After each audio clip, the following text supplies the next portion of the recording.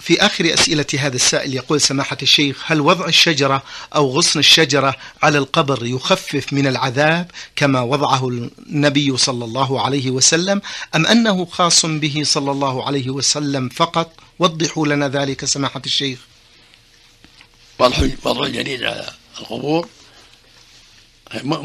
غير مشروع، بل هو بدعة، لأن النبي صلى الله عليه وسلم لم يفعل ذلك إلا في قبرين خاصين اطلع على عذابهما فوضع عليهما جريدتين، ولم يضع جرائد على قبور أهل البقيع ولا على غيرها، فدل ذلك على أن هذا الوضع خاص بالقبرين اللذين أطلعه الله على عذابهما خاصة، ولو كانت سنة لفعلها صلى الله عليه وسلم في سائر القبور.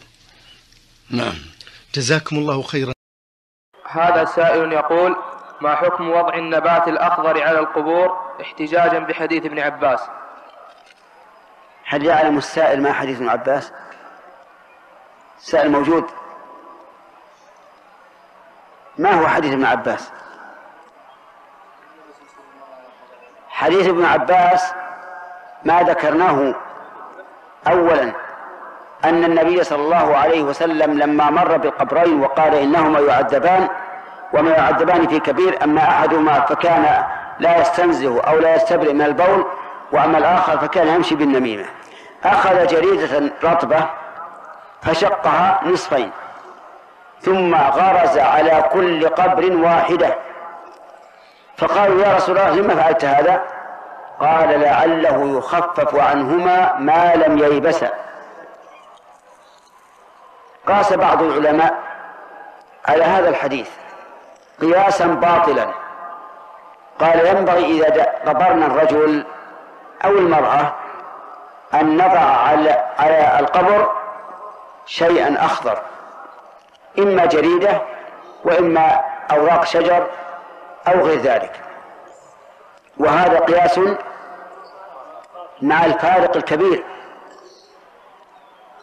لأن النبي صلى الله عليه وسلم كشف له عن عذاب هذين القبرين. وهل كشف لك عن عذاب هذا القبر؟ الجواب: لا. إذن أين القياس؟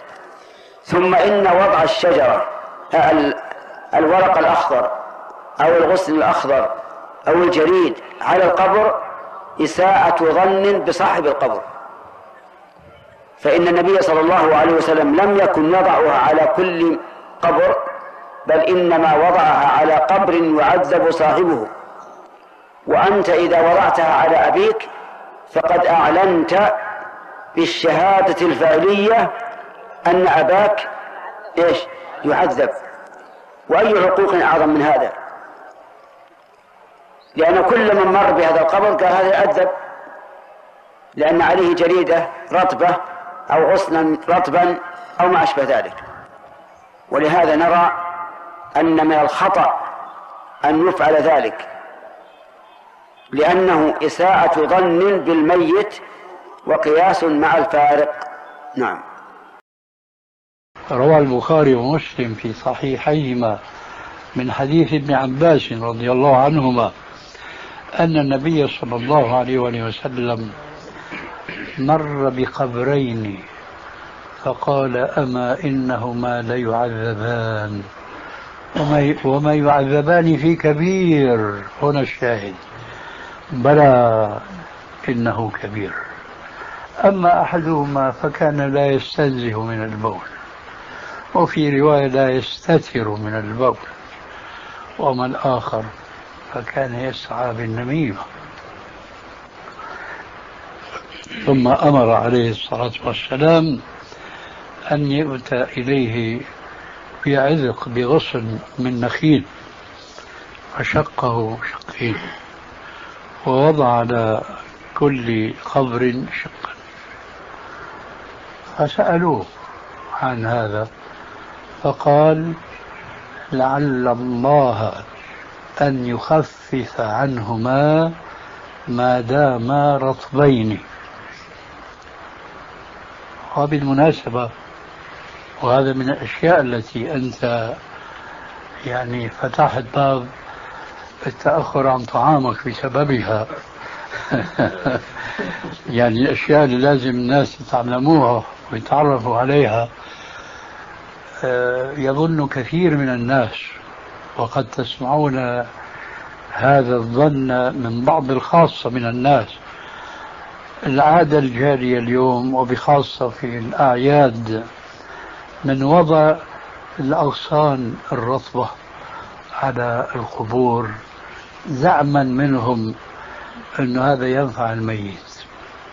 هيهات هيهات، لا ينفع الميت إلا ما قدم من عمل صالح أو ما خلف من بعده من آثاره الصالحة، كما قال تعالى: ونكتب ما قدموا وآثارهم. وشرح ذلك الرسول عليه السلام في قوله: إذا مات الإنسان، وفي رواية: إذا مات ابن آدم انقطع عمله إلا من ثلاث: صدقة جارية، أو علم ينتفع به، أو ولد صالح يدعو له. فإذا مات الميت ما أحد يستطيع أن يفيده إطلاقا إلا عمله الصالح، وإلا كما قلنا ما خلف من بعده من آثار لعمل له صالح، كما تدل الآية والحديث. وإلا وبإمكاننا أن نستثني استثناء آخر، ويجب أن يظل هذا قائما في أذهاننا، وإلا دعاء يدعو به المسلم لمسلم ميت فيستجيب الله لهذا الدعاء فينتفع بذلك الميت، ولكن هذا أمر غيبي لا يجوز لنا أن نتكل عليه لا في حياتنا ولا بعد وفاتنا، بمعنى أن نأمل أننا إذا متنا أن يمر بنا رجل صالح فيدعو لنا فيغفر الله لنا، هذا في عالم الغيب. ولذلك المثل يقول: عصفور في اليد ولا عشرة في الشجرة. فإذا وقل اعملوا فسيرى الله عملكم ورسوله ثم تردون إلى عالم الغيب والشهادة فينبئكم بما كنتم تعملون. فهذا الغصن الرطب الندي لا يفيد الميت إطلاقا. أما ما فعله الرسول عليه السلام فهذه معجزة وكرامة من الله له، كما جاء في رواية في صحيح مسلم من حديث جابر أن الله عز وجل قبل شفاعة النبي صلى الله عليه وسلم في المقبور ما دام الغصن رطبا. فإذا علة انتفاع الميت الذي وضع الرسول عليه الصلاة والسلام الغصن على قبره ليس هو الرطوبة والنداوة الموجودة في الغصن، وإنما العلة هو أن النبي صلى الله عليه وسلم دعا وقبل الله منه دعاءه بحق الميت، ولكن ليس إلى يوم يبعثون، وإنما ما دام الغصن رطبا. فإذا هذا هو معنى الحديث، ونستفيد منه أن الشيء الذي لا يهتم به المسلم مثل استغابة أخيه المسلم في المجلس أو عدم الاهتمام بتنزه من رشاش البول فذلك من أسباب الموجبة لعذاب القبر، ونسأل الله عز وجل أن يعيذنا وإياكم من عذاب القبر.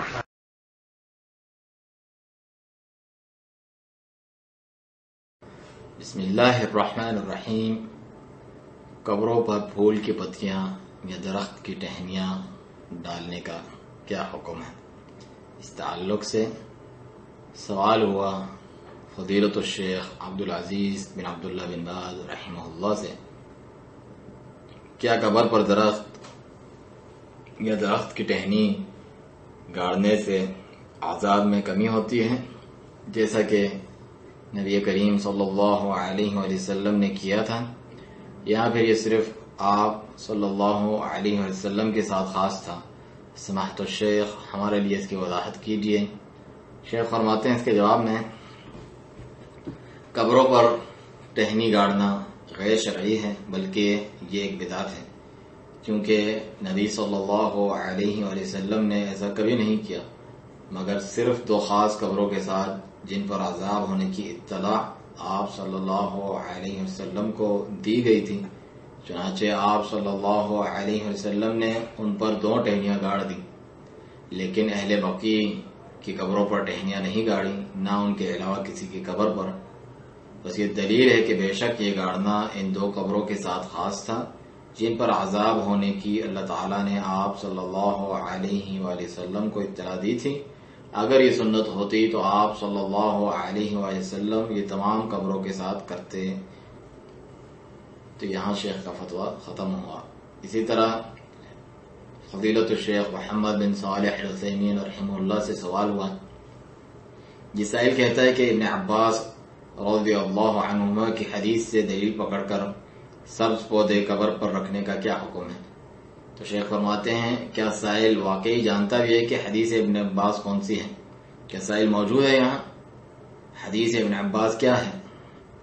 حدیث ابن عباس رضی اللہ عنہما وہ ہے جو ہم نے پہلے ذکر کی کہ نبی کریم صلی اللہ علیہ وسلم 2 قبروں کے پاس سے گزرے تو فرمایا انہما لیعذبان، یقیناً ان دونوں کو عذاب ہو رہا ہے، وما یعذبان فی کبیر، اور کسی بڑی وجہ سے نہیں ہو رہا، اما احدہما فکان لا یستطر من البول، ان میں سے ایک جو ہے وہ پیشاب سے نہیں بچتا تھا، یعنی اس کے چھینٹوں سے نہیں بچتا تھا، یعنی لا یستنزف من البول، اور جو دوسرا تھا واما الاخر فکان یمشی بالنمیمہ، اور دوسرا چغلی کرتا پھرتا تھا۔ تو آپ صلی اللہ علیہ وسلم نے ایک تازہ ہری شاخ لی اور اسے 2 حصوں میں چیر دیا، پھر ان میں سے ہر ایک قبر پر ایک ایک کو گاڑ دیا۔ صحابہ رضی اللہ عنہم نے عرض کیا رسول اللہ آپ نے ایسا کیوں کیا؟ تو فرمایا لعلہ یخفف عنہما ما لم ییبسا، امید ہے کہ جب تک یہ خشک نہ ہو ان پر عذاب میں کچھ تخفیف کی جائے۔ صحیح بخاری وغیرہ میں حدیث موجود ہے۔ تو بعض علماء نے اس حدیث پر قیاس کیا ہے جو کہ باطل قیاس ہے۔ وہ کہتے ہیں کہ ہمیں چاہیے کہ اگر ہم کسی مرد یا عورت کو قبر میں دفن کریں تو ہم قبر پر کوئی بھی تازہ سبز چیز رکھ دیں، یا تو شاخ ہو یا درخت کے پتے یا اس کے علاوہ کچھ، جیسے ہمارے ہاں پھول کی پتیاں بھی ڈالتے ہیں لوگ۔ شیخ فرماتے ہیں اور یہ بہت زیادہ قیاس مع الفارق ہے، کیونکہ نبی اکرم صلی اللہ علیہ وسلم کے لیے تو ان دونوں قبروں کو عذاب کیا جانا ظاہر کر دیا گیا تھا، تو کیا آپ کے لیے بھی اس قبر کا عذاب میں مبتلا ہونا ظاہر کر دیا گیا ہے؟ جواب نہیں۔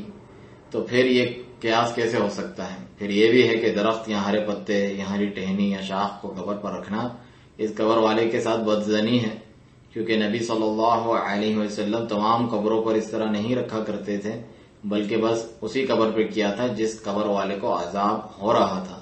لہذا اگر آپ اپنے والد کی قبر پر اس طرح رکھتے ہیں تو گویا کہ آپ اعلان کر رہے ہیں اور اپنے اس فعل سے گواہی دے رہے ہیں کہ بے شک آپ کے والد صاحب عذاب میں مبتلا ہیں، اور اس سے بڑھ کر بھی کوئی والدین کے ساتھ بے ادبی ہو سکتی ہے۔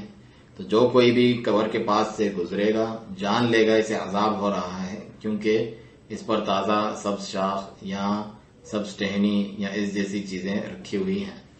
اس لیے ہمارے نزدیک اس طرح کرنا غلطی پر مبنی ہے، کیونکہ یہ میت کے ساتھ بدزنی پر مشتمل ہے اور قیاس مع الفارق ہے۔ شیخ کا فتویٰ یہاں ختم ہوا۔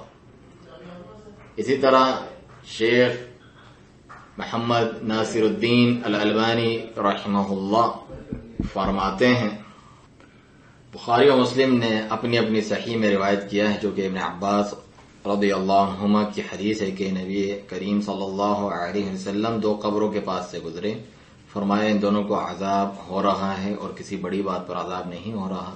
یہاں شاہد ہے کہ کیوں نہیں، یہ بڑی بات ہے۔